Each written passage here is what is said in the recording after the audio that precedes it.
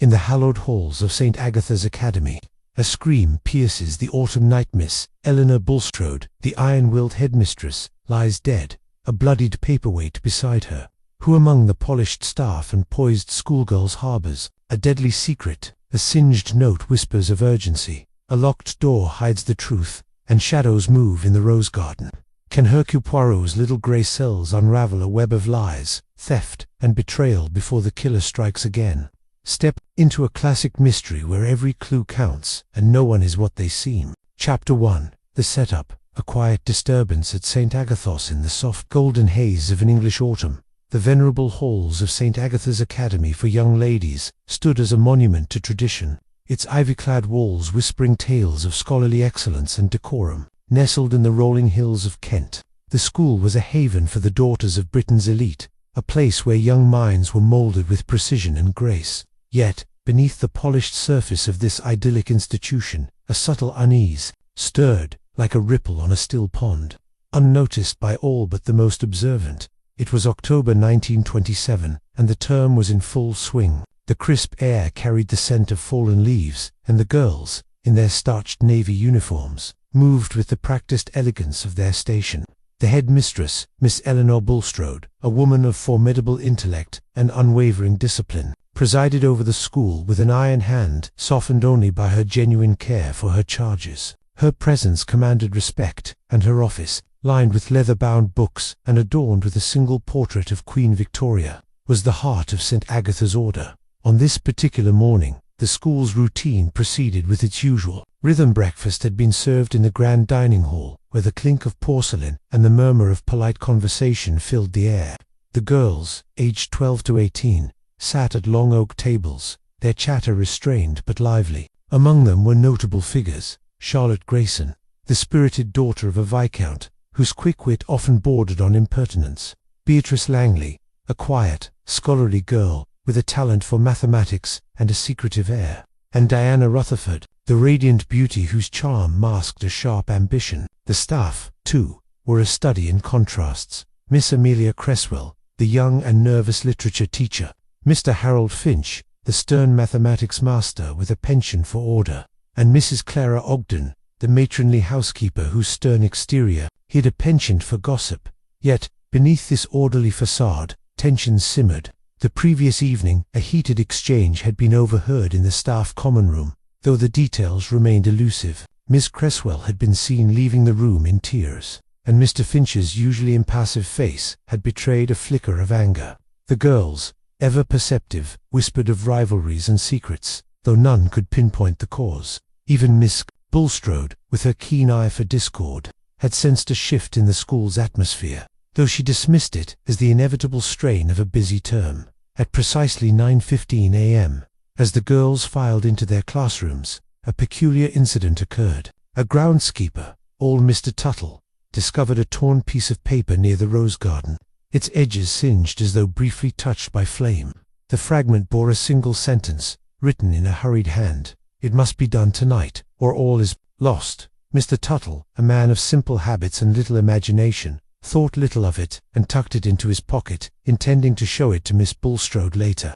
But the note, innocuous as it seemed, was the first thread in a tapestry of deceit that would soon unravel. By midday, the school's routine was interrupted by the arrival of an unexpected visitor. Captain Arthur Hastings, Poirot's loyal friend and chronicler, stepped through the wrought-iron gates of St. Agatha's, his face etched with concern. Hastings, ever the gentleman, had been summoned by a cryptic letter from Miss Bulstrode herself, requesting his assistance in a matter of delicate urgency. The letter hinted at no specifics, but its tone suggested a problem that required discretion and, perhaps, the unique skills of his friend Hercule Poirot. Hastings was greeted by Miss Bulstrode in her office, where the headmistress's composure was, for once, tinged with unease. "Captain Hastings," she began, her voice steady but low, "I am not one to indulge in fanciful notions, but I fear something is amiss at St. Agatha's. There have been irregularities, whispers among the staff, tensions among the girls. I cannot put my finger on it, but I sense a storm brewing. I have heard of your friend, Monsieur Poirot, and his remarkable ability to discern truth from chaos. Would he consent to visit us?" Hastings, ever eager to involve Poirot in a mystery, assured her that he would relay the request. "Poirot is in London at present," he said, "but I am certain he will find this matter intriguing. He is not one to resist a puzzle, especially one with such a refined setting." Miss Bulstrode nodded, her relief tempered by a flicker of apprehension. "Discretion is paramount," she added. "The reputation of St. Agatha's must remain untarnished." As Hastings departed, promising to return with Poirot, the school settled into its afternoon routine. The girls attended their lessons, the staff maintained their duties, and the clock in the great hall ticked with unrelenting precision. Yet the air seemed heavier now, as though the very walls of St. Agatha's sensed the approach of something sinister. The singed note in Mr. Tuttle's pocket, forgotten for the moment, lay like a dormant ember, waiting to ignite. In the staff room, Miss Cresswell sat alone, her hands trembling as she clutched a cup of tea. Mr. Finch, passing by, cast her a glance that was both cold and curious.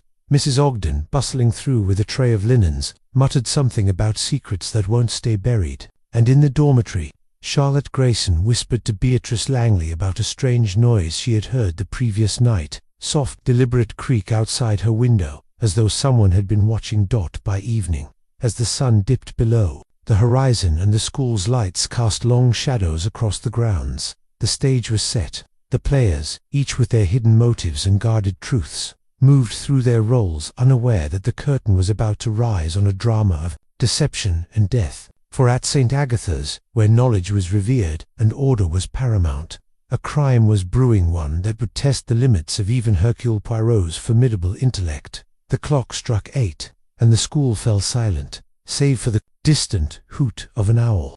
But in the darkness, a figure moved with purpose, unseen and unheard, setting in motion a chain of events that would shatter the tranquility of St. Agatha's forever. Chapter 2. The Crime, a Shocking Discovery. The morning of October 12, 1927, dawned with a deceptive calm over St. Agatha's Academy for Young Ladies. The mist clung to the Kentish hills, shrouding the school's ivy-covered walls in a ghostly veil. The girls, unaware of the storm about to break, went about their morning routines with the usual blend of chatter and decorum.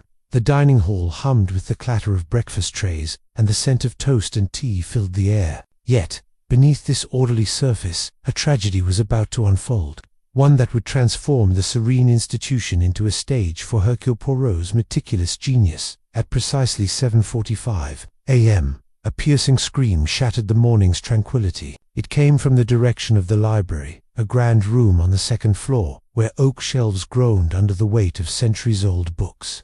The scream belonged to Beatrice Langley, the quiet, scholarly girl known for her love of mathematics and her reticent nature. She had slipped into the library before breakfast to retrieve a volume on calculus, a habit that set her apart from her peers. What she found instead was a scene of horror that would haunt her for years to come. Miss Eleanor Bulstrode, the formidable headmistress, lay slumped over her desk in a corner of the library, her lifeless eyes staring blankly at the polished wood. A thin trickle of blood seeped from a wound at her temple, staining the papers beneath her. A heavy brass paperweight, shaped like an owl and engraved with the school's crest, lay discarded on the floor, its edge smeared with crimson.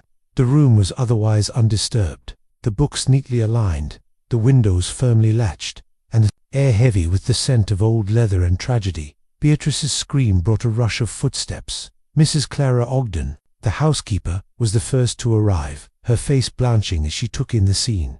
"Good heavens!" she gasped, clutching her apron. "Miss Bulstrode, no." Within moments, Mr. Harold Finch, the mathematics master, appeared, his stern features tightening as he surveyed the body. Miss Amelia Cresswell, the literature teacher, arrived last, her nervous disposition giving way to a stifled sob. The girls, alerted by the commotion, gathered at the library door, their whispers a chorus of shock and fear. Charlotte Grayson, ever bold, pushed forward, only to be gently but firmly restrained by Mr. Finch. "Stay back, all of you," he commanded, his voice steady but strained. "This is no place for children." He turned to Mrs. Ogden. "Dr. Whitmore at once, and send for the police."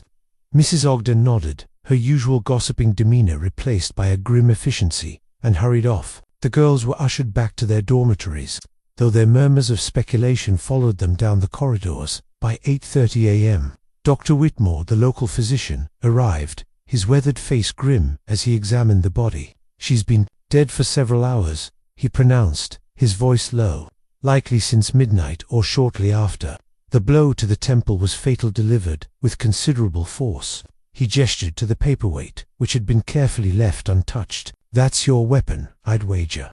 A nasty business." The police, in the form of Inspector Grayson, no relation to Charlotte, though the coincidence raised eyebrows, arrived soon after. A stout man with a walrus mustache and a no-nonsense air, he took charge with the efficiency of one accustomed to small-town disputes rather than murder. He questioned Beatrice first, who, still trembling, recounted her discovery. "I only wanted my book," she whispered, her eyes wide. "I didn't see anyone else. The library was so quiet." Inspector Grayson's initial inquiries were brisk, but superficial. He noted the time of death, the state of the room, and the absence of any obvious signs of a struggle. The library's only entrance was through the main door, which had been locked overnight, though the key was kept in a drawer in the staff room, accessible to all teachers. The windows, high and narrow, showed no signs of tampering. "Looks like an inside job," Grayson muttered to his constable, a young man scribbling furiously in a notebook. Someone in this school had a grudge. The staff and senior girls were gathered in the dining hall, where whispers of suspicion began to take root. Charlotte Grayson, the Viscount's daughter, spoke up boldly. Miss Bulstrode was strict, but who would do such a thing? She was the heart of this place. Her words, though sincere, carried a hint of defiance, as though daring anyone to contradict her. Beatrice, sitting nearby, said nothing, her hands clasped tightly in her lap. Diana Rutherford, the school's radiant beauty, dabbed at her eyes with a handkerchief, though her tears seemed more performative than heartfelt. Mr. Finch, ever the voice of order, suggested that the girls be kept occupied with lessons to maintain calm. Miss Cresswell, however, was too shaken to teach, her pale face and trembling hands betraying her distress. Mrs. Ogden, bustling about with tea and reassurances, muttered about dark secrets and things best left buried, her words drawing curious glances from the girls. By noon, the school was abuzz with speculation. Though the police had cordoned off the library and forbidden further discussion of the matter, Inspector Grayson interviewed each staff member in turn, his questions focusing on alibis and relationships with Miss Bulstrode. Mr. Finch claimed to have been in his quarters, marking papers until 11 p.m., then retiring for the night. Miss Cresswell admitted to a late-night walk in the gardens, unable to sleep, but insisted she had seen nothing unusual. Mrs. Ogden had been in the kitchens until 10:30 p.m., overseeing the cleaning staff, and swore she had heard no disturbances. Among the girls, Charlotte admitted to sneaking out of her dormitory at 11:15 p.m. to retrieve a novel from the common room, though she claimed to have returned within 10 minutes. Beatrice, when pressed, said she had been asleep by 10 p.m., a claim corroborated by her roommate, Diana, who added, with a touch of drama, "Though I heard the strangest creak outside our window around midnight." As the day wore on, the school's atmosphere grew oppressive, the weight of suspicion settling over every conversation.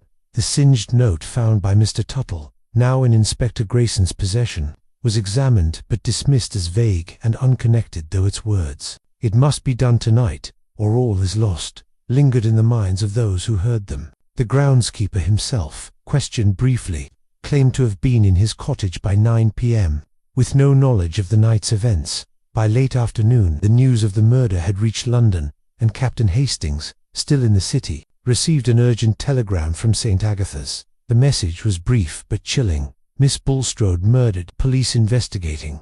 Your friend's expertise needed urgently." Hastings, his heart heavy, knew that only one man could unravel the tangled threads of this crime. He made his way to Poirot's flat in Whitehaven Mansions, where Chapter 3, The Arrival. Poirot enters the scene. The afternoon sun cast long shadows across the Kentish countryside as Hercule Poirot's sleek black taxi wound its way through the narrow lanes towards St. Agatha's Academy for Young Ladies. It was October 13th, 1927, and the air carried a crisp bite, tempered by the golden glow of autumn leaves. Beside Poirot sat Captain Arthur Hastings, his face a mixture of concern and anticipation.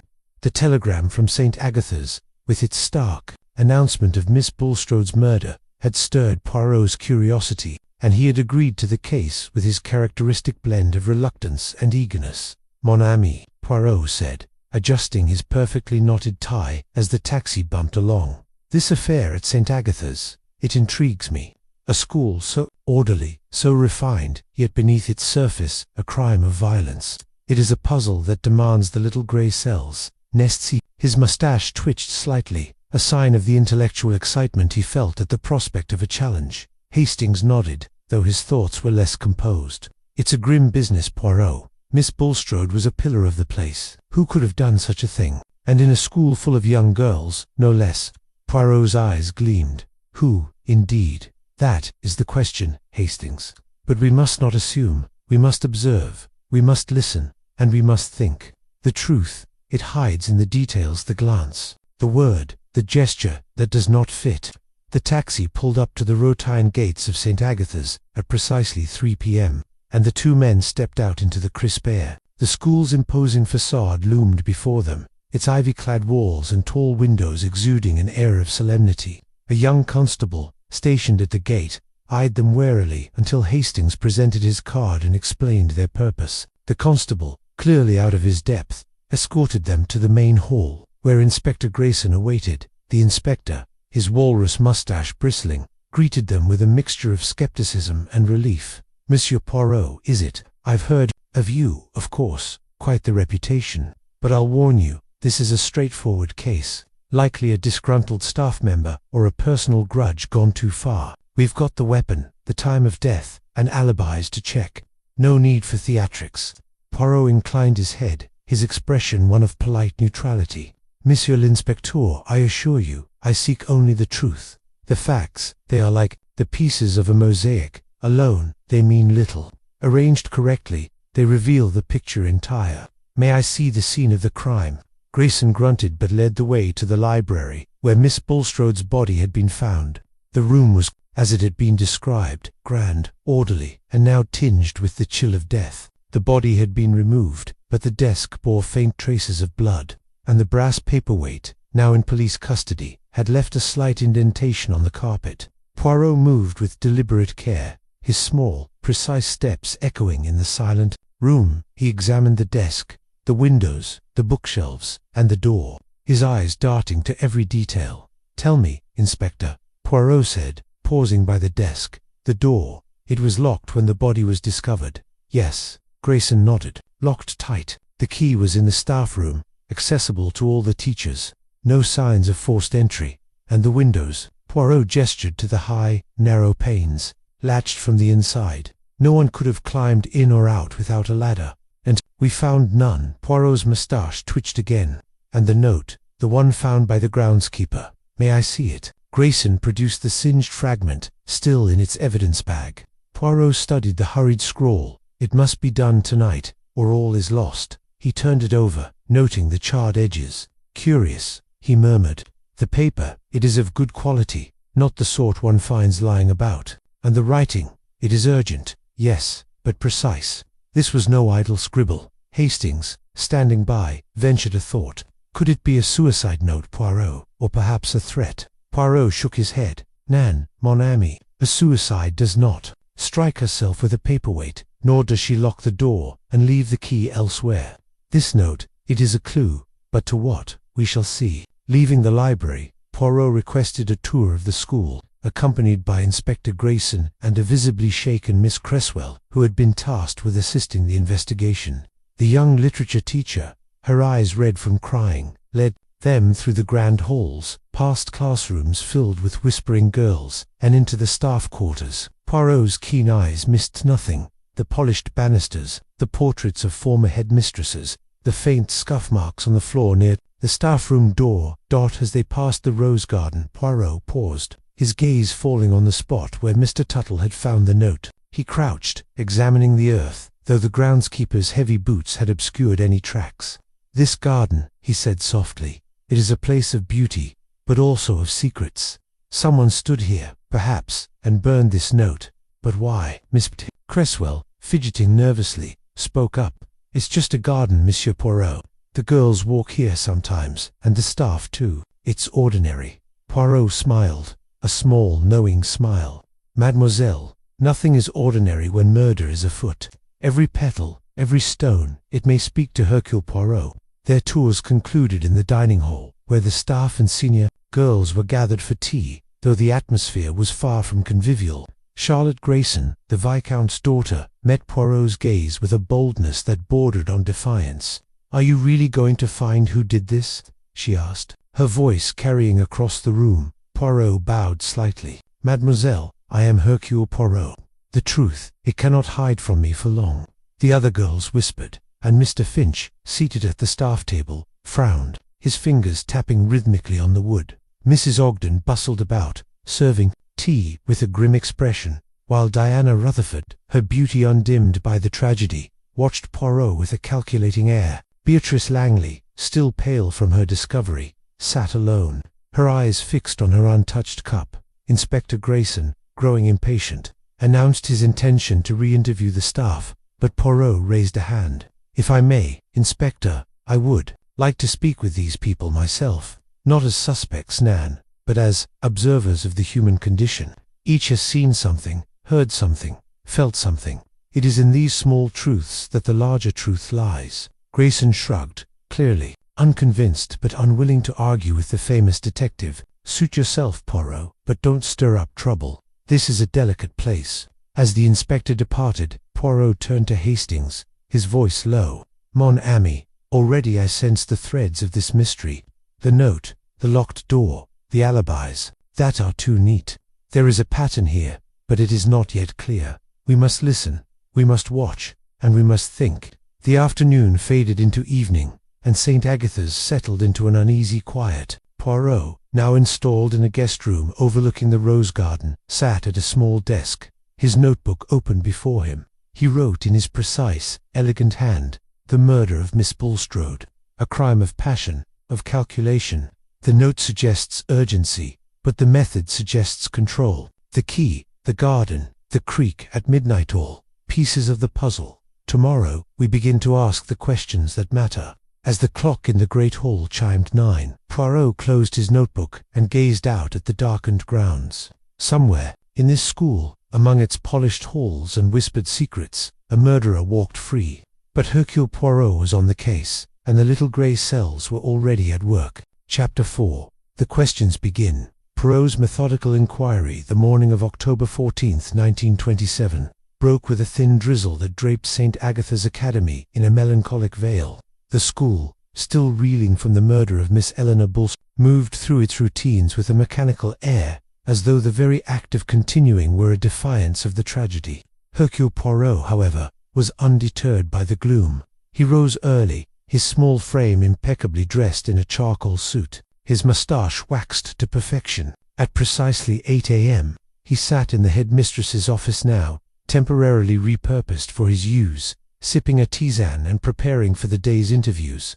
Captain Hastings, ever his faithful companion, stood by the window, watching the rain patter against the panes. "Mon ami," Poirot said, setting down his cup with a delicate clink. "Today we begin to unravel the tapestry of this crime. Each person we speak to, they will reveal something, perhaps not the truth entire, but a fragment, a glimpse.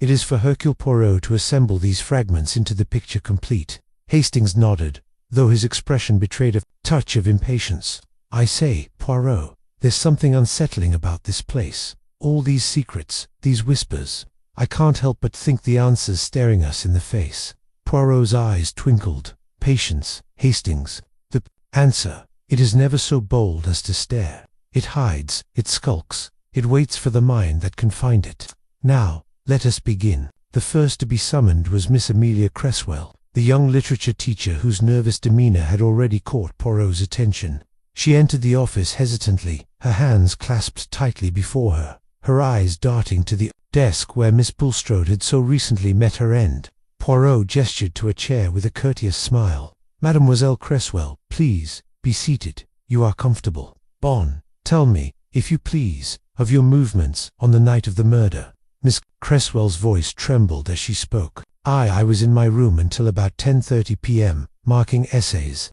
Then I couldn't sleep, so I took a walk in the gardens. It was a clear night, and I needed air. I returned by 11:15, I think, and went straight to bed."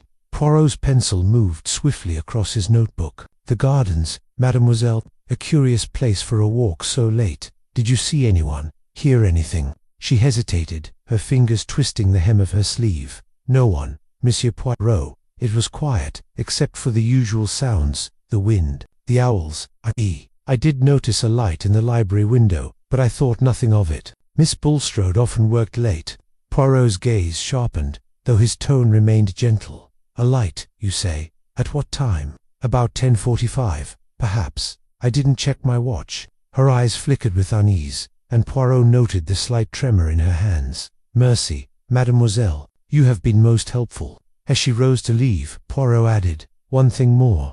Your relationship with Miss Bulstrode was cordial." Miss Cresswell flushed. "Of course. She was strict but fair. We all respected her." Her words were quick, almost rehearsed, and Poirot's moustache twitched as she hurried out. Next came Mr. Harold Finch, the mathematics master, whose stern demeanor seemed to fill the room. He sat ramrod straight, his hands folded on his lap, his eyes meeting Poirot's with a challenge.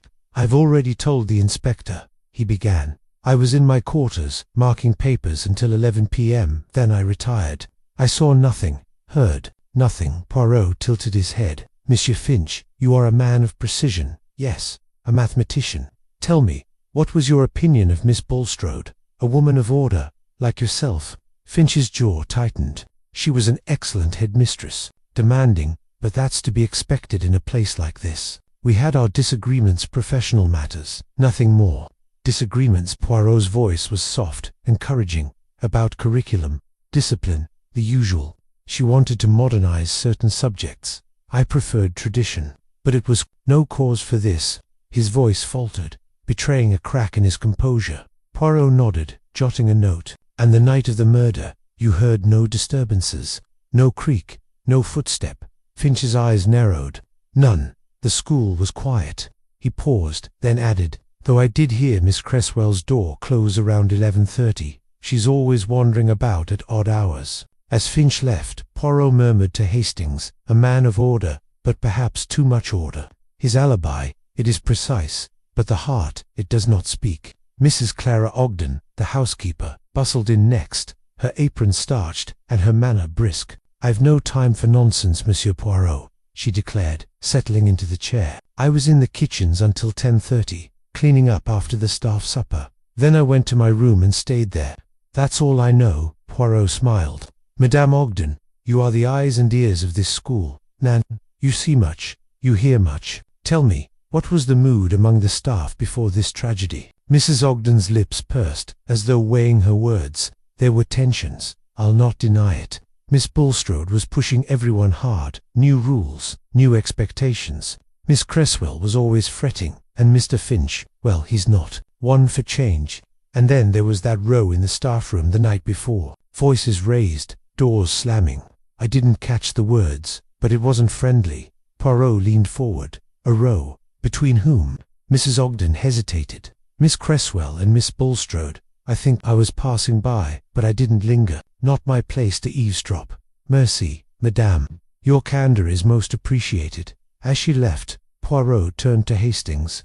"The staff room, mon ami, a place of secrets. We must learn more of this quarrel."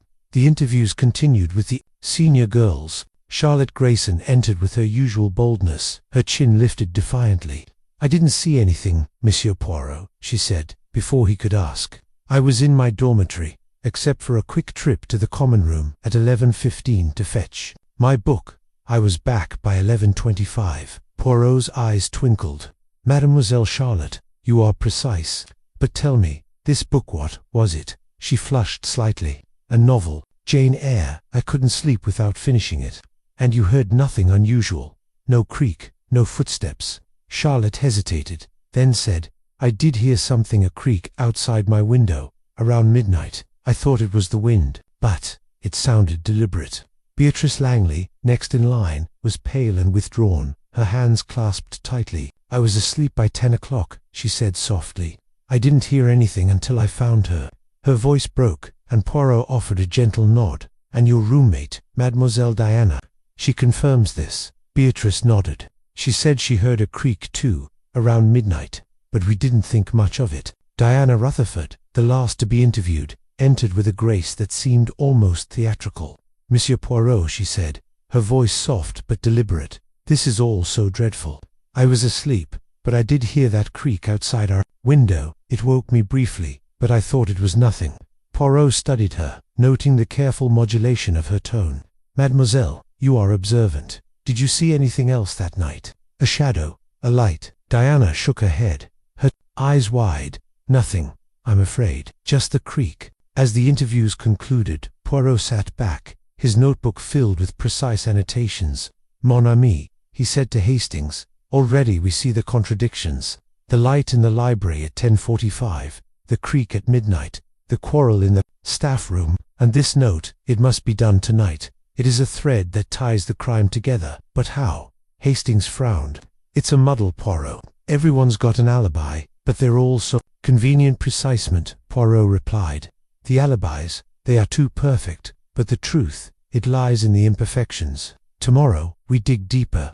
As the rain continued to fall, Poirot gazed out at the darkened grounds of St. Agatha's, his mind already piecing together the fragments of a puzzle that grew more intricate by the hour. Chapter 5. The Red Herrings. A misleading trail. The drizzle of the previous day had given way to a crisp, clear morning on October 15, 1927, at St. Agatha's Academy. The school's routines continued, though the air was thick with unease, as if the very walls whispered of the tragedy that had befallen Miss Eleanor Bulstrode. Hercule Poirot, undeterred by the sombre mood, sat in the headmistress's office, his notebook open, his tisane cooling beside him. Captain Hastings paced restlessly, his mind grappling with the tangle of alibis and motives they had uncovered. "Poirot," Hastings said, pausing by the window, "this case is a mess. Everyone's got a story, but none of them quite add up. I can't shake the feeling that we're being led astray." Poirot's mustache twitched with a faint smile. "Mon ami, you are correct. The red herring, it is a favorite of the guilty. They cast it before us, hoping we will chase the wrong scent. But Hercule Poirot, he does not chase. He observes, he thinks, and he waits for the truth to reveal itself." The morning's inquiries began with a development from Inspector Grayson, who burst into the office with a triumphant air. "Monsieur Poirot, we've got something solid at last," he declared, holding up a small monogrammed handkerchief, stained with what appeared to be blood. "Found this in the rose garden this morning, tucked under a bush. The initials are A.C., Amelia Cresswell, and she was out there the night of the murder, by her own admission." Hastings's eyes widened. "Good Lord, Poirot, that's damning evidence. Miss Cresswell, of all people, she seemed so nervous, so fragile." Poirot examined the handkerchief, his fingers tracing the delicate embroidery. "It is convenient, Nan, a handkerchief, so clearly marked, so carelessly left. Tell me, Inspector, where exactly was it found?" "Near the spot where that singed note turned up," Grayson replied. "The groundskeeper missed it yesterday, but my men did a thorough sweep this morning." Poirot nodded, his expression unreadable. "And you believe this points to Mademoiselle Cresswell as the murderer?" Grayson shrugged. "She had the opportunity. She was in the gardens. And there was that row with Miss Bulstrode the night before. Motive's not clear yet, but I'd wager it's personal. She's been a bundle of nerves since we got here." Poirot set the handkerchief down. "We shall speak with Mademoiselle Cresswell again. But first, Inspector, I would like to see this rose garden myself." The rose garden, bathed in morning light, was a picturesque corner of the school grounds, its neatly trimmed bushes fragrant with late blooms. Poirot moved with his usual precision, his eyes scanning the earth where the note and now the handkerchief had been found. He crouched, noting the faint imprint of a boot knot, the heavy tread of Mr. Tuttle, but something smaller, more delicate. "Interesting," he murmured. "This garden, it is a stage for many secrets." Returning to the office, Poirot summoned Miss Cresswell, who entered pale and trembling, her eyes darting to the handkerchief on the desk. "Monsieur Poirot," she stammered, "I swear, I don't know how that got there. It's mine, yes, but I haven't used it in days. I keep it in my drawer." Poirot's voice was gentle but probing. "Mademoiselle, you were in the gardens at 10:45 p.m. on the night of the murder. You saw a light in the library. Did you, perhaps, drop this handkerchief then?" "No," she cried, her voice rising. "I didn't go near the rose garden. I walked along the path by the orchard, and I haven't seen that handkerchief since last week. Someone must have taken it." Poirot's eyes narrowed. "Taken it? A bold accusation. Who would do such a thing?" Miss Cresswell's hands twisted. "In her lap. I don't know. but things have gone missing before. My pen, a scarf. I thought it was the girls playing pranks, but now." Her voice trailed off, and she buried her face in her hands. As she left, Poirot turned to Hastings. "The handkerchief, it is too perfect, mon ami. A clue placed to point the finger. But why Miss Cresswell? She is nervous, yes, but a murderer? I think not." The day's inquiries took a new turn when Charlotte Grayson, the bold Viscount's daughter, approached Poirot during lunch in the dining hall. "Monsieur Poirot," she said, her voice low but urgent, "I've remembered something. The night of the murder, I saw Mr. Finch near the staff room at 11 p.m. He said he was marking papers, but he was carrying a book, not a stack of exams. It looked odd." Poirot's interest was piqued. "A book, you say? Can you describe it?" Charlotte frowned. "Small, leather-bound, with gold lettering. I couldn't see the title, but he seemed startled when he saw me." Poirot made a note. "Merci, Mademoiselle Charlotte. Your observation is most valuable." The focus on Mr. Finch intensified. When Mrs. Ogden, ever eager to share gossip, confided in Poirot later that afternoon, "I shouldn't say, monsieur, but Mr. Finch and Miss Bulstrode had a proper falling out last month. Something about funds for the mathematics department. He wanted new equipment. She refused. He was furious, said she was stifling progress." Poirot's pencil paused. "Furious enough to kill Madame Ogden?" She hesitated, then shook her head. "I wouldn't think so. He's all bluster, that one. But you never know, do you?" By evening, Inspector Grayson was convinced that Mr. Finch was the stronger suspect. "He's got motive, professional resentment. Opportunity, he was up late, near the staff room. And now this book business. I'm bringing him in for a proper grilling tomorrow." Poirot, however, remained unconvinced. "Monsieur l'Inspecteur, you move too quickly. The handkerchief, the book, these are distractions. The true clue, it lies elsewhere in the small things, the contradictions. For example, the creak heard by Mademoiselle Charlotte and Diana at midnight, who was outside their window, and why?" Hastings, listening intently, ventured a theory. "Could it be someone planting the handkerchief, Poirot, to frame Miss Cresswell?" Poirot nodded slowly. "Possible, mon ami. But we must consider all possibilities. The note, the creak, the light in the library, these are the threads we must follow." That night, Poirot sat alone in his guest room, his notebook open to a new page. He wrote, "The handkerchief, a clumsy attempt to mislead. Mr. Finch's book, another distraction. The creak at midnight suggests movement, perhaps someone watching or hiding. The light at 10:45 places Miss Bulstrode in the library, but alive or already dead. The key to the library door, where was it at midnight? We must find the pattern." As the clock in the great hall chimed 10, Poirot closed his notebook and gazed out at the darkened rose garden. The red herrings were multiplying, but he knew the truth was buried beneath them, waiting for his little grey cells to uncover it. Tomorrow he would dig deeper, seeking the clue that would shift the puzzle into focus. Chapter 6. A clue in detail. The inconsistency revealed the morning of October 16, 1927, brought a sharp clarity to St. Agatha's Academy, the autumn sun cutting through the mist to bathe the grounds in a golden glow. Yet, the brightness did little to dispel the shadow of suspicion that hung over the school. The murder of Miss Eleanor Bulstrode remained unsolved, and the air was thick with whispered theories and sidelong glances. Hercule Poirot, ever methodical, sat in the headmistress's office, his notebook a mosaic of precise notes and cryptic diagrams. Captain Hastings, standing by the fireplace, fidgeted with impatience, eager for progress. "Poirot," Hastings said, "we've got a handkerchief pointing to Miss Cresswell, a mysterious book with Mr. Finch, and that blasted note that tells us nothing. It's like chasing shadows. Have you found anything solid yet?" Poirot's eyes gleamed with quiet satisfaction. "Mon ami, the shadows, they are where the truth hides. But this morning, I have found a detail, a small thing, but significant. It is like the single false note in a symphony. Come, we shall explore it." The detail in question had emerged during Poirot's early morning review of the library's layout. He had returned to the scene of the crime at dawn, when the school was still quiet, and examined the desk where Miss Bulstrode's body had been found. Among the papers, untouched since the police's initial inspection, was a timetable of the headmistress's appointments for the day of her death. One entry, written in her meticulous hand, caught Poirot's eye. 10:30 p.m. meeting with HF in library. The initials Poirot deduced, likely referred to Harold Finch, the mathematics master, yet Finch had claimed to be in his quarters marking papers at that time, with no mention of a meeting. "This timetable," Poirot said to Hastings, holding up the document, "it is a clue most vital. Monsieur Finch, he has not spoken of this meeting. Why was it held? Was it cancelled? Or is it the key to the moment of murder?" Hastings frowned. "If Finch was with her at 10:30, he's lied about his alibi. That puts him in the library just before the time of death." "Precisement," Poirot replied, "but we must not leap to conclusions. The little grey cells, they demand proof. Let us summon Monsieur Finch and see what he says."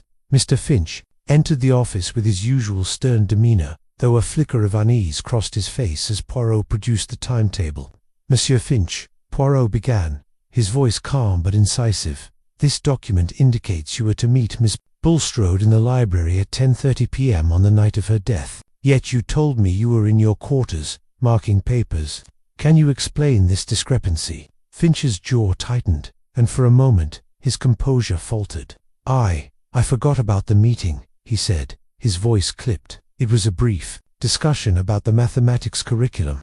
I went to the library, yes, but she wasn't there. I assumed she'd been delayed and returned to my quarters by 10:40. Poirot's eyes narrowed. "You saw no one, heard nothing. The library, it was empty." "Empty," Finch insisted. "The door was unlocked, but the room was dark. I didn't stay long." "And this meeting?" Poirot pressed. "It was routine. No tension, no argument." Finch hesitated, then said, "We'd had our differences, as I told you, but it was professional, nothing more."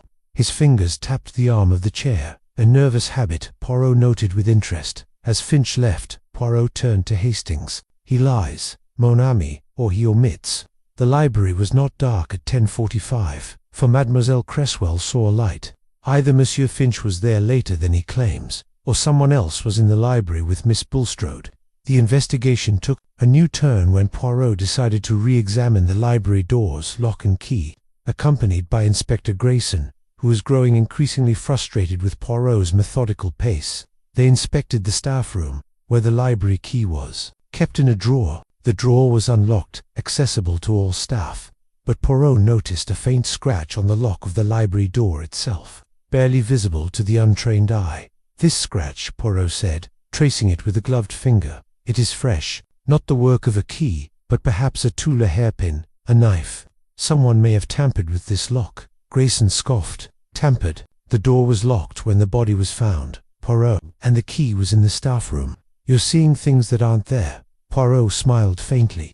"Monsieur l'Inspecteur, it is my habit to see what others do not. This scratch, it tells a story. We must find who wrote it." The day's inquiries continued with a visit to the girls' dormitory, where Poirot spoke again with Charlotte Grayson and Diana Rutherford. Charlotte, ever forthright, reiterated her story of the creak outside her window at midnight. "It wasn't the wind," she insisted. "It was deliberate, like someone stepping carefully."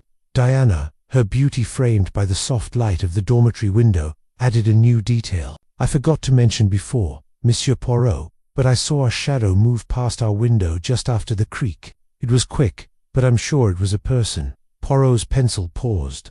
"A shadow, mademoiselle. Can you describe it?"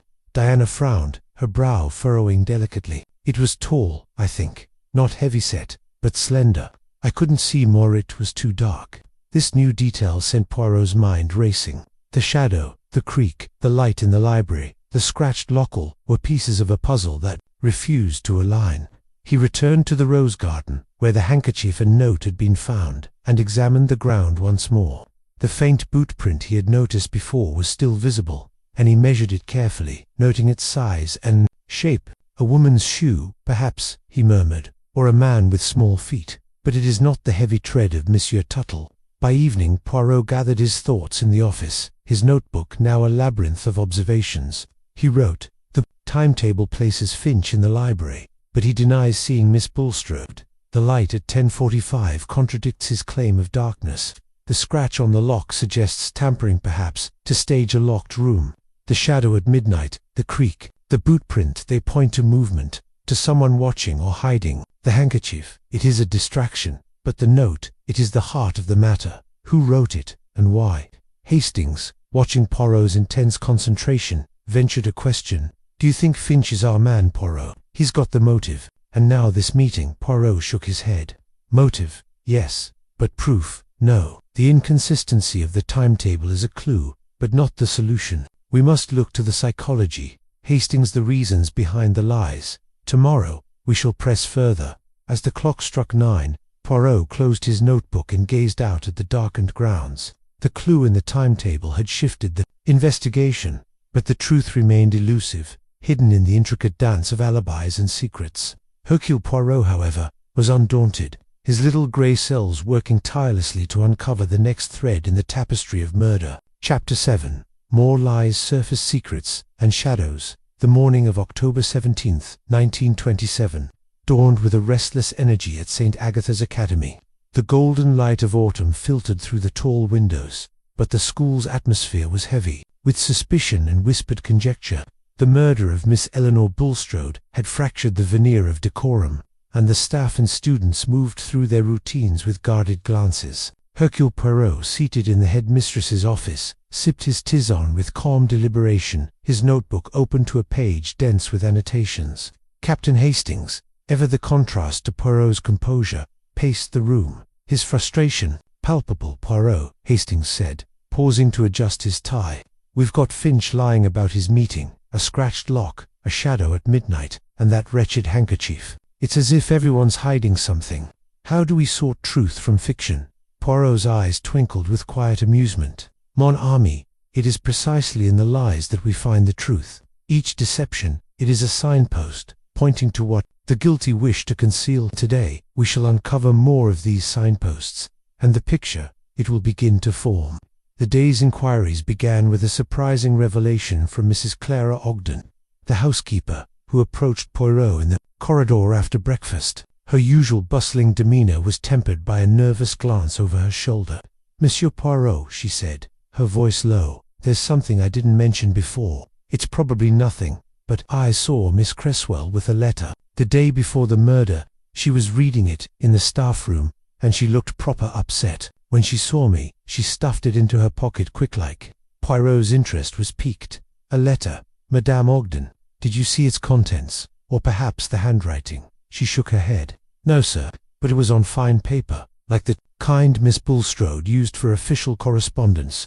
I thought it odd, her being so secretive." Poirot thanked her and made a note. "Letter to Cresswell, fine paper, possibly from Bulstrode. Contents unknown, but distressing." He resolved to confront Miss Cresswell, but first, he turned his attention to another thread, the creak and shadow reported by Charlotte Grayson and Diana Rutherford. Poirot summoned the two girls to the office where they sat side by side, Charlotte's bold demeanor contrasting with Diana's calculated poise. "Mademoiselle," Poirot began, his tone gentle but probing, "this creak at midnight, this shadow you set, is most important. Can you recall anything more?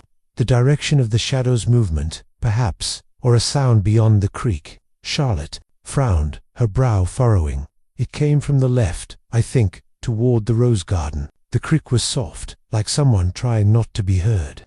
I didn't see the shadow myself, but Diana did." Diana nodded, her eyes wide with a practiced innocence. "It was just a fleeting shape, Monsieur Poirot, tall, slender, moving quickly. I couldn't tell if it was a man or a woman. It passed our window and was gone." Poirot's pencil moved swiftly. "And you are certain of the time?" "Midnight, precisely." "Near enough," Diana replied. The clock in the hall had just struck 12. As the girls left, Poirot murmured to Hastings, "The shadow, it moves toward the rose garden, where the note and handkerchief were found. This is no coincidence, mon ami. Someone was abroad that night, and they wished to remain unseen." The investigation took a dramatic turn when Poirot re-interviewed Miss Amelia Cresswell about the letter. She entered the office pale and trembling, her hands clasped tightly. "Mademoiselle," Poirot said, his voice soft but unyielding, "Madame Ogden has told me of a letter you received the day before the murder, a letter that caused you distress. Will you tell me of it?" Miss Cresswell's eyes widened, and she seemed to shrink into her chair. "It was nothing," she stammered. "A personal matter, nothing to do with this." Poirot leaned forward, his gaze piercing. "Mademoiselle, in a matter of murder, nothing is personal. The letter It was from Miss Bulstrode. Yes. Her silence was answer enough, but after a moment, she nodded, tears brimming. It was a warning, she whispered. She said she knew about APED. She threatened to dismiss me if I didn't resign by the end of the week. Your past. Poirot's tone was gentle, encouraging confession. Miss Cresswell's voice broke. I was engaged once, years ago, to a man who turned out to be married. It was a scandal, and I left my hometown to escape it. Miss Bulstrode found out how. I don't know. She said it was unsuitable for a teacher here. Poirot's moustache twitched. And this letter, where is it now? I burned it, she admitted, her voice barely audible. In the staff-room fireplace. That evening, Poirot made a note. Cresswell's letter, burned, possibly on same paper as singed note. Motive for murder. He dismissed her gently, but his mind was racing. The burned letter, the singed note, could they be connected? The fine paper suggested a link, but the handwriting would need to be compared. The day's inquiries uncovered another layer of deceit when Beatrice Langley, the quiet scholar who had discovered the body, approached Poirot unexpectedly. "Monsieur Poirot," she said, her voice trembling. "I lied about being asleep at 10 p.m. I was in the library earlier that night. At 9:30, I went to return a book, and I saw Miss Bulstrode arguing with Mr. Finch. It was heated. They were talking about money, I think. I left quickly so they wouldn't see me." Poirot's eyes gleamed. "Mademoiselle Beatrice, this is most significant. You are certain of the time and the subject?" She nodded. "It was just after the clock struck.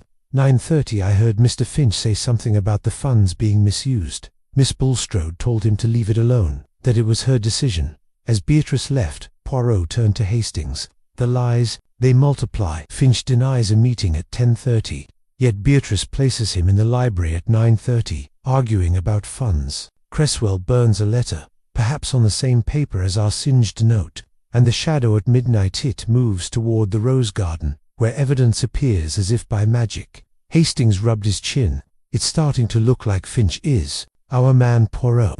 He's got motive, opportunity, and now he's been caught in a lie." Poirot shook his head. "Nan, mon ami, the lies, they are too many, and yet too few. Finch's argument, Cresswell's letter, the shadow, they are threads, but not the pattern. We must find the motive that binds them." That evening, sat alone, his notebook a labyrinth of clues and contradictions.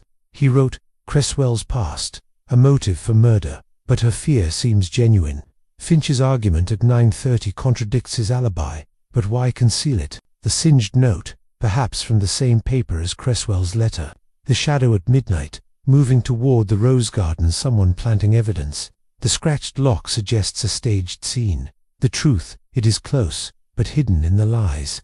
As the clock in the great hall chimed 10, Poirot gazed out at the darkened grounds, his mind piecing together the fragments of a puzzle that grew ever more intricate. The lies were surfacing, but the truth remained just out of reach, waiting for the moment when Hercule Poirot's little grey cells would bring it to light. Chapter 8. The emotional turning point. A crack in the facade, the morning of October 18, 1927, brought a restless hush to St. Agatha's Academy, as though the school itself held its breath, awaiting the next revelation in the murder of Miss Eleanor Bulstrode.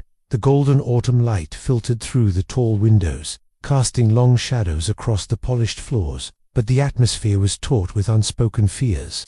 Hercule Poirot, seated in the headmistress's office, reviewed his notebook with a calm intensity, his tisane untouched beside him. Captain Hastings, standing by the fireplace, sensed a shift in the investigation's rhythm. "Poirot," Hastings said, his voice low, "we're getting somewhere, aren't we? Finch's lie about the meeting, Cresswell's burned letter, that shadow at midnight, it's all starting to connect, but I can't shake the feeling we're missing something big." Poirot's moustache twitched with a faint smile. "Mon ami, you are correct. The puzzle, it begins to take shape, but it is the human heart that will unlock it. Today, we shall press gently, and someone will break. The truth, it cannot hide forever from Hercule Poirot." The day's inquiries began with an unexpected interruption. As Poirot prepared to summon Mr. Finch for another interview, Mrs. Clara Ogden burst into the office, her face flushed and her apron askew. "Monsieur Poirot," she gasped, clutching a folded piece of paper.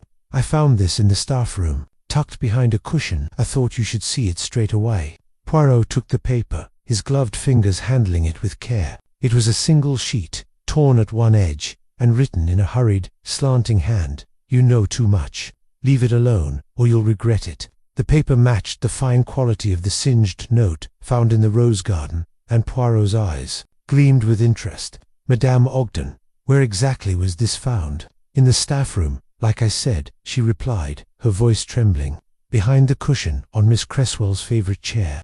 I was cleaning and nearly missed it." Poirot made a note. Second note, threatening. "Found in staff room. Directed at whom? Cresswell." Another clue planted. He thanked Mrs. Ogden and sent her on her way, then turned to Hastings. "This note, mon ami, it is another thread. But is it a warning, or another attempt to mislead?" The discovery prompted Poirot to call Miss Amelia Cresswell back to the office. She entered, her face pale and her hands trembling more than usual. When shown the note, her eyes widened, and she sank into the chair, her breath catching. "Monsieur Poirot," she whispered, "I swear, I've never seen this before. But I think it's meant for me." Poirot's voice was gentle but unyielding. "Mademoiselle, why would someone warn you to leave it alone? What do you know that is so dangerous?" Tears spilled down her cheeks, and her voice broke as she spoke. "It's about the letter from Miss Bulstrode. I didn't tell you everything. She didn't just threaten to dismiss me. She said she'd expose my past to the governors unless I resigned. But there was more. She hinted she knew something else, something about the school's finances. She said, 'There are secrets here that must stay buried.' I didn't understand, but I was terrified." Poirot leaned forward, his gaze piercing. "Secrets about the finances. Did she elaborate?" Miss Cresswell shook her head. "No, but she was angry, not just with me. She mentioned Mr. Finch, said he was meddling where he shouldn't. I thought it was about their curriculum dispute, but now, I'm not sure."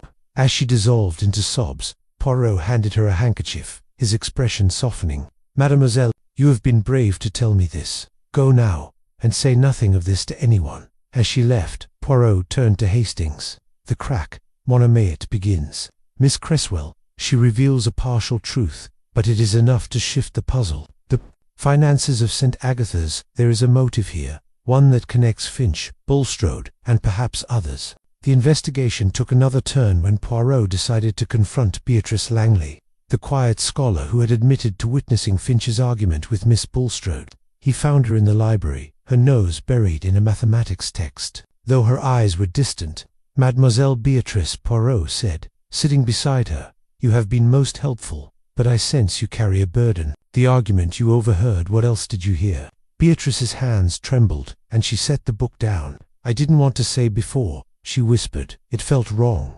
But when I left the library at 9:30, I heard Miss Bulstrode say something to Mr. Finch about the missing funds and proof in the ledger. He told her to destroy it, that it would ruin everything.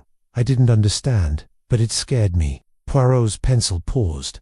"The ledger, mademoiselle, you are certain?" She nodded, her voice barely audible. "I didn't tell anyone because I was afraid. Mr. Finch's so stern, and I thought, maybe he'd know it was me who heard." Poirot placed a reassuring hand on her arm. "You have done well, mademoiselle. This ledger, it may be the key. Do you know where it is kept?" Beatrice shook her head. "Miss Bulstrode's office, I suppose. She always handled the accounts herself." Poirot dismissed her gently, then turned to Hastings. "The ledger, mon ami, it is the heart of this mystery. Missing funds, a threat to expose Miss Bulstrode. Was a woman with enemies, and one of them struck to silence her." The afternoon saw Poirot and Hastings searching the headmistress's office for the ledger. After a meticulous examination, they found it in a locked drawer, the key hidden beneath, a false bottom in a pen tray. The ledger was a thick, leather-bound volume, its pages filled with neat columns of figures. Poirot's keen eyes scanned the entries, and he paused at a series of discrepancies, small sums, siphoned off over months, labeled as miscellaneous expenses, but with no corresponding receipts. "This," Poirot said, tapping the page, "is the motive. Someone was stealing from St. Agatha's, and Miss Bulstrode discovered it. The question is, who?" Hastings frowned. "Finch seems the obvious culprit. He argued with her about funds, and Beatrice heard him mention destroying the ledger." Poirot nodded slowly. "Possible, but we must not rush. The notes, the shadow, the scratched lock, these suggest a plan more intricate than a simple crime of passion. We must find the ledger's proof." As evening fell, the The school's atmosphere grew more oppressive, the weight of secrets pressing on every heart. Poirot sat alone, his notebook open, writing. Cresswell's fear, Beatrice's confession, truth begins to emerge. The ledger reveals theft, and Bulstrode's knowledge was her death sentence. Finch is implicated, but the notes and handkerchiefs suggest a deeper game. The shadow at midnight, who was it, and what did they seek? Tomorrow, we set the trap. The clock in the great hall chimed 9, and Poirot gazed out at the darkened rose garden, where secrets still lingered. The emotional cracks were widening, and the truth was closer than ever, waiting for Poirot's genius to bring it into the light. Chapter 9. The Trap. Poirot's psychological gambit. The morning of October 19, 1927, arrived with the stillness that belied the storm brewing within St. Agatha's Academy. The autumn sun cast a pale glow over the ivy-clad walls, but the school's atmosphere was charged with anticipation, as though every soul sensed the investigation nearing its climax. Hercule Poirot, seated in the headmistress's office, was a study in calm precision, his moustache immaculate, his notebook a tapestry of clues meticulously woven together. Captain Hastings, standing by the window, felt the tension in the air, his hands fidgeting with nervous energy. "Poirot," Hastings said, turning from the view of the rose garden, "we've got the ledger, the notes, the shadow. Everything points to a conspiracy. But who's behind it? Finch Cresswell, someone we haven't even considered." Poirot's eyes gleamed with quiet confidence. "Mon ami, the time for guessing is past. Today, we set the trap.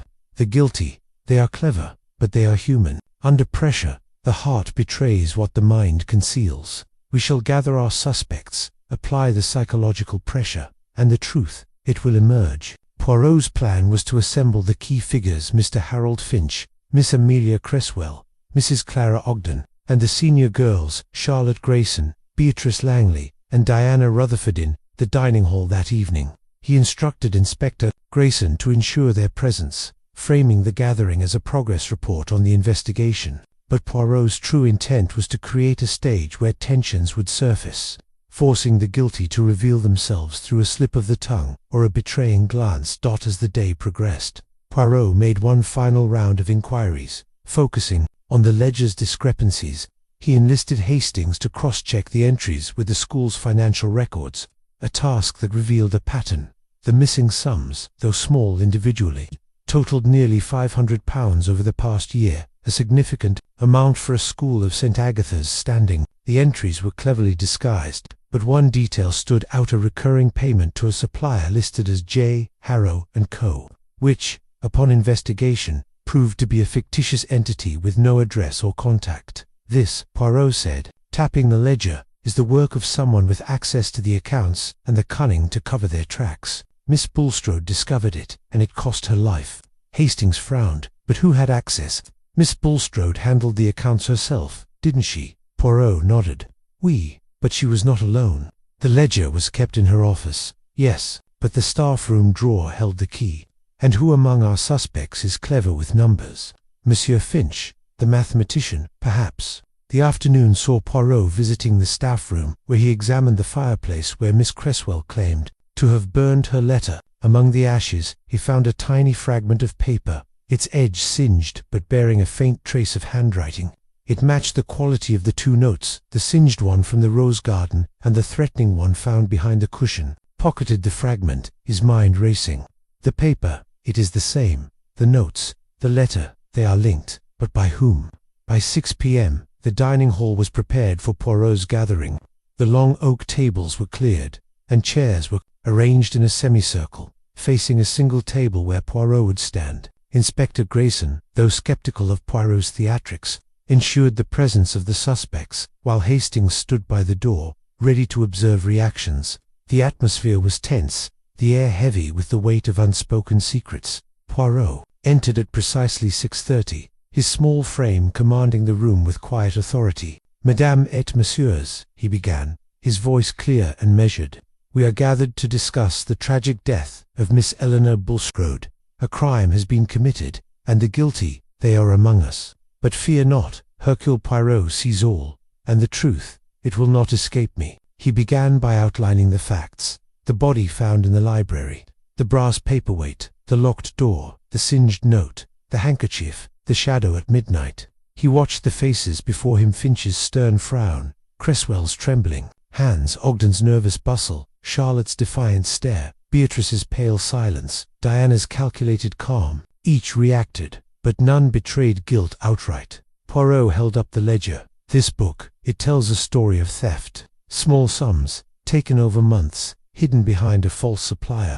Miss Bulstrode discovered this, and she confronted the thief. That confrontation led to her death." A murmur rippled through the room. Finch shifted uncomfortably, while Cresswell's eyes darted to the floor. Poirot continued, his voice rising slightly. "There are notes, 2 of them. One, found in the rose garden, says, 'It must be done tonight, or all is lost.' The other, a threat, 'You know too much. Leave it alone.' And a letter, burned by Mademoiselle Cresswell, warning of exposure. These are not coincidences. They are the work of a mind that plans, that manipulates." He paused, letting the silence weigh on the room. Then, with a sudden shift, he turned to Finch. "Monsieur Finch, you argued with Miss Bulstrode at 9:30 p.m. about missing funds. You told her to destroy the ledger. Why?" Finch's face reddened. "I told you. It was a misunderstanding. I was concerned about the budget, not stealing. She was wrong to accuse me." Poirot's gaze shifted to Cresswell. "Mademoiselle, your letter from Miss Bulstrode did spoke of the school's finances, did it not? You burned it to hide your shame, but also to protect another." Cresswell gasped, shaking her head. "No, I burned it because I was afraid. I didn't want anyone to know about my past." Poirot's eyes flicked to Diana Rutherford, whose composure faltered for a moment. "Mademoiselle Diana, you saw a shadow at midnight, moving toward the rose garden.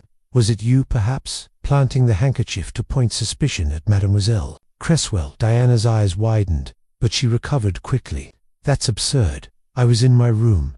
As I told you, I saw the shadow, nothing more." The room was electric with tension, and Poirot pressed harder. "Someone here wrote those notes. Someone tampered with the library lock to stage a locked room. Someone stole from this school and killed to keep it secret. And that someone is in this room." At that moment, Beatrice Langley let out a sob, her hands covering her face. "Stop it," she cried, her voice breaking the silence. "I can't bear it. I saw more than I said. That night, in the library, I heard Miss Bulstrode say something about a will. She said, 'If anything happens to me, the truth will come out.' I didn't understand, but I was too scared to tell anyone." The room froze, every eye on Beatrice. Poirot's voice was soft but commanding. "A will, mademoiselle. This is most important. Did she say where it was kept?" Beatrice shook her head, tears streaming down her face. "No, but she sounded so certain, so afraid. I ran back to my room after that." Poirot nodded, his mind racing. "Merci, Mademoiselle Beatrice. You have given us the final piece." He turned to the group, his gaze sweeping over them. "The trap, it is set. The guilty, they feel the pressure now. Tomorrow, we shall reveal all."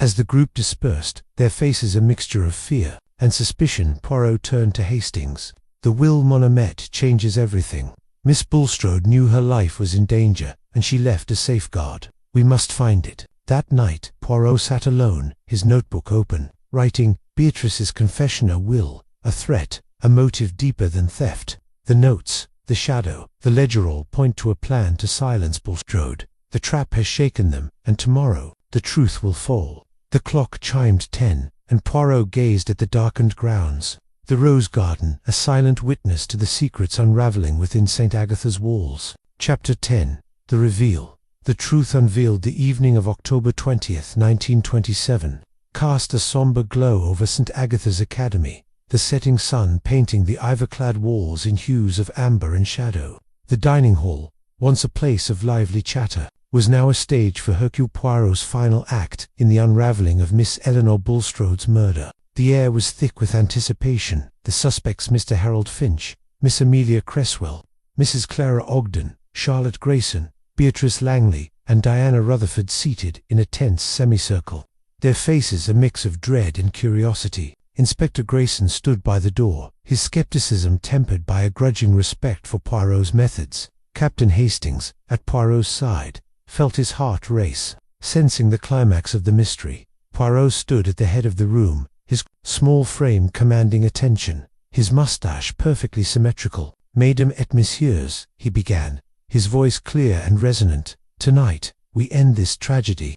The murder of Miss Eleanor Bulstrode was no act of passion, but a calculated crime, woven with lies, red herrings, and secrets. Hercule Poirot has seen through the deception, and now the truth shall be revealed." He paced slowly, his eyes sweeping over the group. "Let us begin with the facts. Miss Bulstrode was found dead in the library, struck with a brass paperweight, the door locked, the key in the staff room. A singed note in the rose garden read, 'It must be done tonight, or all is lost.' A handkerchief, marked with Mademoiselle Cresswell's initials, was found nearby. The second note, threatening, was discovered in the staff room. A ledger revealed missing funds, and a will, mentioned by Mademoiselle Beatrice, promised to expose the truth. The room was silent, every eye fixed on Poirot. He continued, "The red herrings were many. The handkerchief, so conveniently placed, pointed to Mademoiselle Cresswell, but it was too obvious a clumsy attempt to mislead. Monsieur Finch's lie about his meeting with Miss Bulstrode suggested guilt, but his argument at 9:30 p.m. was not the murder. The shadow at midnight, seen by Mademoiselle Diana, and the creak heard by Mademoiselle Charlotte, these were clues. But to what?" Poirot paused, letting the tension build. "The key lies in the ledger and the will. Miss Bulstrode discovered theft £500, siphoned through a false supplier, J. Harrow & Co. She confronted the thief, and this led to her death. But who had access, motive, and the cunning to kill?" He turned to Finch, whose stern face was pale. "Monsieur Finch, you argued with Miss Bulstrode at 9:30 p.m. about missing funds. You told her to destroy the ledger, fearing it would expose discrepancies. But you did not kill her. Your lie was to protect your pride, not to conceal murder." Finch exhaled, his shoulders sagging, but said nothing. Poirot's gaze shifted. "To Cresswell, Mademoiselle Cresswell, your burned letter from Miss Bulstrode spoke of your past and the school's finances. You feared exposure, but your tears, your fear, they are genuine. You did not kill." Cresswell's hands trembled, but she nodded, relief flickering in her eyes. Poirot continued, his voice rising. "The notes, the handkerchief, the scratched lock, these were not the work of a panicked mind, but a calculated one. The shadow, at midnight, moving toward the rose garden, was planting evidence, and the will, mentioned by Mademoiselle Beatrice, was the final threat." Poirot turned to the girls, his eyes settling on Diana Rutherford. "Mademoiselle Diana, you are the key. Your beauty, your charm, they mask a mind most cunning. You are the daughter of a struggling family. Yes, your father, a bankrupt merchant, relied on your place at St. Agatha's, funded by a scholarship. But that scholarship, it was not enough, was it?" Diana's composure faltered, her eyes narrowing. "What are you suggesting, Monsieur Poirot?" Poirot held up the ledger. "The missing funds, they went to you. Miss Bulstrode discovered this, for you had access to her office as a trusted senior girl.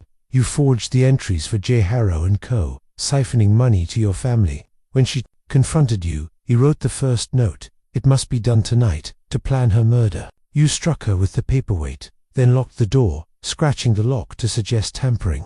You planted the handkerchief to frame Mademoiselle Cresswell and left the second note to warn her off." The room gasped, and Diana's face drained of color. "That's absurd," she cried. "I was in my room at midnight." Poirot's voice was relentless. "Nan, mademoiselle, the shadow at midnight was you, moving to the rose garden to plant the note and handkerchief. The creak, the shadow, Charlotte and Beatrice confirm it, and the will, hidden in Miss Bulstrode's desk, named you as the thief, to be revealed if she died unnaturally. You searched for it that night, but you did not find it." Diana stood, her hands clenched. "You have no proof. This is all conjecture." Poirot produced the singed fragment from the staff room fireplace. "This paper, it matches the notes and the letter. Your handwriting, mademoiselle, is distinctive, slanted, precise, as seen in your schoolwork. And the boot print in the rose garden, it matches your shoes, which I examined this morning." Diana's composure shattered, and she sank back into her chair, her face buried in her hands. The room was silent, save for her stifled sobs. Inspector Grayson stepped forward, his face a mix of astonishment and respect. "Well, I'll be damned, Poirot, you've got her." Poirot's voice softened. "Mademoiselle Diana, you killed to protect your family, but murder, it solves nothing. The truth, it always finds its way." As Grayson took Diana into custody, the others sat in stunned silence. Poirot turned to Hastings, his expression weary but satisfied. "The puzzle, mon ami, it is complete. The little grey cells, they have done their work." That night, Poirot wrote in his notebook, "Diana Rutherford, driven by desperation, stole and killed to protect her secret. The notes, the handkerchief, the scratched lockle were her design to mislead. The will, found in the desk's secret compartment, confirmed her guilt. The truth, it is revealed, and justice is served." The clock in the great hall chimed 10, and Poirot gazed out at the darkened grounds. The rose garden now silent, its secrets laid bare. Chapter 11. The Reflection. Poirot's philosophy the morning of October 21st, 1927, dawned quietly over St. Agatha's Academy, the autumn sun casting a gentle light on the ivor-clad walls, as if to soothe the wounds of the past week. The school, though still shaken by the revelation of Diana Rutherford's guilt, began to resume its routines, the girls moving through their lessons with a subdued air. The dining hall, so recently the stage for Poirot's dramatic unveiling, now hummed with the cautious murmur of breakfast. Hercule Poirot, however, was preparing to depart, his work at St. Agatha's complete. He sat in the headmistress's office one final time, his suitcase neatly packed, his notebook closed. Captain Hastings, standing by the window, gazed out at the rose garden, his mind still reeling from the previous night's revelations. "Poirot," Hastings said, turning to his friend, "you've done it again. Diana Rutherford, of all people a schoolgirl. I never would have suspected her, but I can't help feeling sorry for her, driven to such lengths by desperation." Poirot's mustache twitched, and he leaned back in his chair, his hands folded neatly over his waistcoat. "Mon ami, the heart of man or woman, it is a complex thing. Mademoiselle Diana, she was not evil, but desperate. Yes, her crime was born of fear, of the need to protect her family from ruin. But murder, it is never the answer. The little grey cells, they see through the motives to the truth." Hastings nodded, though his expression was pensive. "Still, it's a grim business, a young girl, throwing her life away. And Miss Bulstrode, she didn't deserve such an end." Poirot's eyes softened, but his voice remained firm. "Nan, Hastings, she did not. Miss Bulstrode was a woman of order, of principle. She sought to protect her school, even at the cost of her life. Her will, hidden in the secret compartment of her desk, was her final act of justice. It named Mademoiselle Diana as the thief, ensuring the truth would emerge if harm came to her. The will, discovered by Poirot after Diana's confession, had been a masterstroke of foresight. Tucked into a concealed panel in the desk, it detailed Miss Bulstrode's suspicions about the missing funds and her intention to confront Diana. It also outlined her plans to revise the school's financial oversight, a reform that might have prevented the tragedy had she lived. Poirot had handed the document to Inspector Grayson, who, though initially skeptical of Poirot's methods, now acknowledged its significance. As Poirot prepared to leave, he was visited by Miss Amelia Cresswell, whose nervous demeanour had softened since her name was cleared. "Monsieur Poirot," she said, her voice steady for the first time, "I can't thank you enough. I was so afraid, thinking my past would ruin me. You've given me a chance to start anew." Poirot bowed slightly. "Mademoiselle, the truth, it is a liberator. Your past, it is not your future. Live with courage, and St. Agatha's will be stronger for it." Next came Beatrice Langley, her pale face now tinged with a quiet resolve. "I was so scared to speak up," she admitted, clutching a mathematics book. "But you made it possible, Monsieur Poirot. I'll never forget that." Poirot smiled, his eyes kind. "Mademoiselle Beatrice, your honesty was the key to the puzzle. Never fear, the truth is your strength." Charlotte Grayson, ever bold, was the last to approach, her eyes bright with admiration. "You're a marvel, Monsieur Poirot. I want to be a detective someday, just like you." Poirot chuckled softly. "Mademoiselle Charlotte, the world needs minds like yours. But remember, it is not the excitement of the chase, but the order of the mind that solves the crime." As the morning wore on, Poirot and Hastings walked through the school's grounds one final time. The rose garden, now a symbol of secrets revealed rather than concealed. Inspector Grayson met them at the gate, his walrus mustache twitching with reluctant gratitude. "You've done a fine job, Poirot," he said gruffly. "I'll admit, I thought you were all show, but you've got a head on you." Poirot inclined his head. "Monsieur l'Inspecteur, it is the little grey cells. They do not fail. But you, too, have played your part. Justice is served, and that is what matters." As the taxi arrived to take them back to London, Poirot paused, gazing at the school's imposing facade. "Hastings," he said softly, "this case, it reminds us of the fragility of order. St. Agatha's, it is a place of learning, of refinement. Yet even here, the human heart can falter. The lesson is this: no secret can withstand the truth, and no crime can escape the mind that seeks it." Hastings nodded, a smile breaking through his solemnity. "You're a philosopher as much as a detective, Poirot, but I'm glad to be leaving this place. Too many shadows for my liking." Poirot's eyes twinkled. "Shadows, mon ami. They are but the absence of light, and Hercule Poirot, he brings the light." As the taxi rolled away from St. Agatha's, Poirot opened his notebook one last time, writing, "The case of Miss Bulstrode's murder is closed. Diana Rutherford, driven by desperation, stole and killed to protect her secret. The ledger, the notes, the will, they were the threads of her undoing. The school will heal, but the lesson remains. The truth, it is inevitable, and the little grey cells, they triumph." The clock in the great hall chimed noon, its echo fading into the distance as Poirot and Hastings left St. Agatha's behind. The mystery solved, the shadows dispelled. Chapter 12. The Epilogue. A quiet departure at the afternoon of October 21st, 1927, settled over St. Agatha's Academy with a serene calm, as if the school exhaled a collective sigh of relief after the tumultuous events of the past week. The autumn leaves, now falling in earnest, carpeted the grounds in shades of crimson and gold, and the girls moved through their routines with a renewed sense of purpose, though the shadow of Miss Eleanor Bulstrode's murder lingered in their whispers. Hercule Poirot, his work complete, stood at the Rothschild gates, his suitcase at his side, his impeccable charcoal suit a stark contrast to the rustic beauty of the Kentish countryside. Captain Arthur Hastings, ever loyal, stood beside him, adjusting his hat as they awaited their taxi back to London. "Poirot," Hastings said, casting a glance back at the school, "it's hard to believe this place could hide such a crime. A young girl like Diana Rutherford, driven to murder, it's a tragedy all around." Poirot's mustache twitched, and he nodded thoughtfully.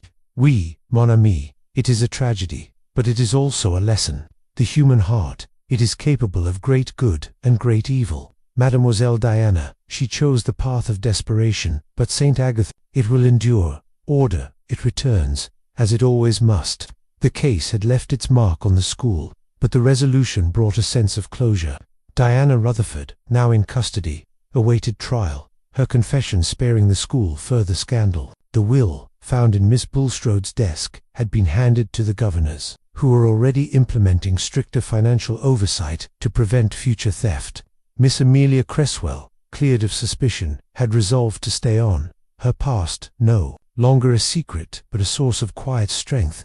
Beatrice Langley, emboldened by her role in the investigation, had taken to her studies with renewed vigor, while Charlotte Grayson's bold spirit now carried a touch of humility, inspired by example. As they waited, Mr. Harold Finch approached, his stern demeanor softened by gratitude. "Monsieur Poirot," he said, extending a hand, "I owe you an apology.